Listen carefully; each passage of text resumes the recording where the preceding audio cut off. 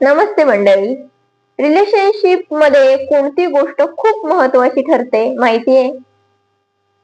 काळजी, विश्वास, भावनिक आधार जो तुम्ही समोरच्याला भरभरून देत असता.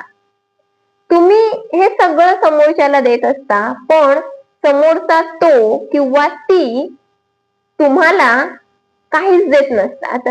किंबहुना जे काही असतं ना ते केवळ 25-30% इतपतच मर्यादित असतं. बाकी ते सगळं नातं टिकवण्यासाठीचे जे प्रयत्न सुरू असतात ते केवळ तुमच्याकडूनच सुरू असतात. तुम्हाला हे जाणवत असतं की समोरून काहीच मला मिळत नाहीये. असं जर तुम्हाला वाटतंय ना तर थोडं थांबा.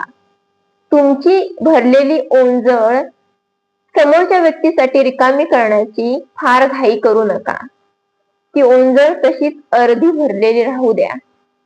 समोरचा त्यात कितपत भर टाकतो ते सुद्धा पहा, तरच ते नातं पुढे जाऊन बहरतं.